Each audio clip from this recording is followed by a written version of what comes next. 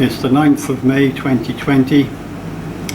The outside temperature is probably over 33 degrees Celsius and the humidity is definitely 100% because it's been raining, and it's usually very, very high anyway. It was 38 degrees, well, it was a few weeks ago now, but it has been very hot. It was very, very hot this morning.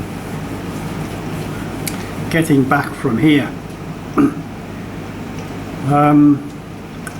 so to leave this district I need a letter, and I need a health certificate, and I need another letter which would be the address of this place and the time I have been here, or the date I arrived here.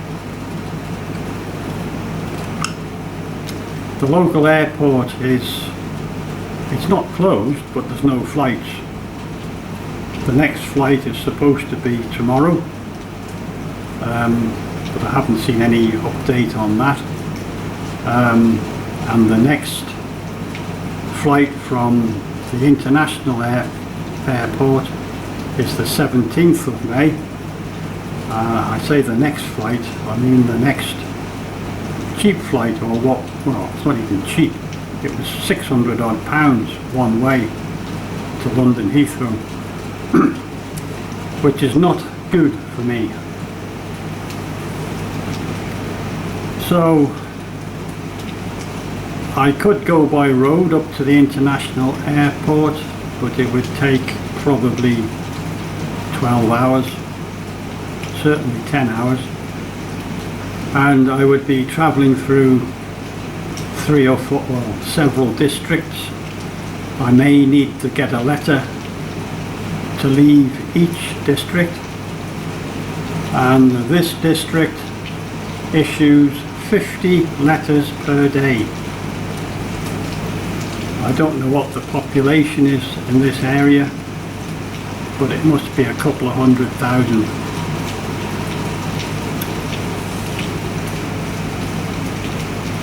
So from the international airport, my only choice at the moment, at a price that I can afford, assuming I've still got access to the credit cards, both of which have been declined payment twice, no reason given. Oh yes, they did give a reason eventually. The transaction, which was to a company, they decided it was a cash transaction. But that's not untypical of Barclaycard. Anyway, it's getting away, well, it is part of the trying to get back. So the Isle of Man border was closed, I think on the 27th of March. And there's a whole lot of conditions. If you want to go back, and the only way to go back is on a boat from Heysham. I don't know why they don't run a boat from Wales where there's less infection, or run a boat from Ireland, but they're not, or even Scotland. Stranraer, I think, is a low infected area. So what would it mean? Well, one, getting from here to the international airport. From the international airport, 12-hour flight to London Heathrow, and on arrival I would be absolutely knackered. Probably incapable of making reasonable decisions. So about a month ago I looked at doing that and looked for a hotel, and I had to go into the hotel web page to find that all the dates were crossed out. Getting from London Heathrow to Heysham, I don't know how to do that. I haven't made too many inquiries about it because of the problems of getting out of here and also the risks running the gauntlet of being infected from here to the international airport, at the airport, and then on the plane to London Heathrow, at London Heathrow, and then from there to Heysham, and at Heysham. So if I got to London Heathrow, the only one I could think of would be to hire a car. I don't have my driving licence, so that's out of the question. The only other way is, I don't know, on a bus or something, or a train, which I'm not keen on doing that. I don't have winter clothing, and I've got 26, maybe 27 kilograms to carry, and my leg is wonky, and I already know I'm limited as to how far I can carry that amount. I think it's less than 100 meters anyway, and I do know that I can be in pain and have very limited movement the following day or days. So if I wasn't stopped or arrested between London Heathrow and Heysham, I don't think I've got any proof of my address, because generally you don't need it. So if I was stopped by the police in England, I could be arrested for whatever reasons they could come up with. At Heysham, I'd have to get accommodation. I don't know if I would be in a group going to the Isle of Man on a boat, because I do know from reading some of the information which I found a few days ago, and which I thought of would happen over a month ago, is that they do select who goes on the boat. So somebody who's considered to be more important is going to get on before I do. And the other one is that if you're considered to be unfit prior to getting on the boat, you will be refused, turned back, and which leaves another question or problem, is that the people in the Heysham area are going to be well aware of that now, and they aren't likely to want to have somebody who's got an infection coming into their accommodation. I don't know what the cost of accommodation is around that area. Anyway, I just don't fancy it. I haven't got winter clothes anyway, and also I doubt if I would have enough money to last very long there in that area, and I could well be refused travel on the boat should somebody who's got preference. I could be pushed back down the queue numerous times. So it was thought that there would be a boat each week, but apparently there hasn't been. There's only been the one lot who went for 14 days into that hotel at Mount Murray.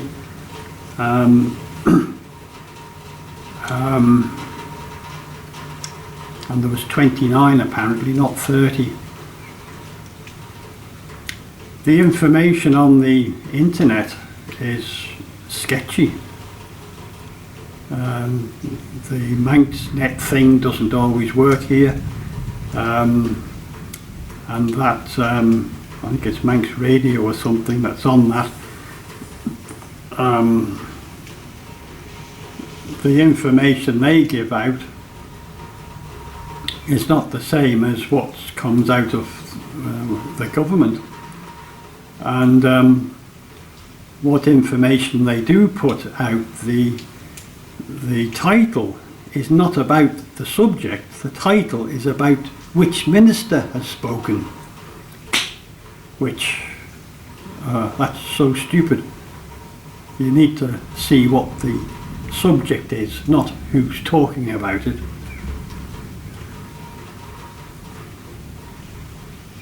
So trying to get back to the Isle of Man is running a gauntlet out here at the airport, on the aeroplane, at London Heathrow, from there to Heysham, and at Heysham, and probably on the boat, and probably again on the Isle of Man. The number of deaths out here are about 2%, it's 70 odd million people, and England, I don't know how many people live there, but it's about 15% deaths, and the Isle of Man is 8% deaths with 85,000 population.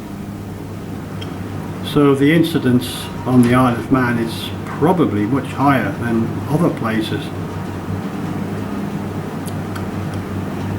and it's not a good place to go to at the moment anyway, and usually it's not a good place to be in due to the way it's run. So it's a bit annoying, the way things are and the way it's being handled by the Isle of Man government. So I need to wait until I can do 6-hour flights, and preferably when the ticket which I've paid for can be used again, rather than taking a chance on buying a ticket and the other thing there is, of course, that the credit card could be stopped if they see it as a fraudulent purchase, considering it's already been declined twice. And then there would be more problems in the UK with getting across the UK and being able to pay to stay there. And at the moment it's cheaper to stay here. I don't think it's cheap being here, but it's cheaper than paying £1,000 for 2 weeks in a hotel room within which you are locked. The discrimination that's been shown by the Manx government, that's extremely annoying. Well, I'm in my 70s and I did serve in the military, and I was awarded an award, and I paid taxes and insurance and national insurances, VAT, rates, and I don't know what else. I have a house on the island, and I wonder if I will get a reduction in my rates for the time I am not there, for the time I've been abandoned out here. There's the ongoing thing of road tax, phone bill, electric bill, what else is there? Harbour fee. I am sure that, well, I know one of the car insurances has expired, so I shall be obliged to pay more when I get back. Anyway, there's quite a number of things like that, which by being abandoned I am unable to pay.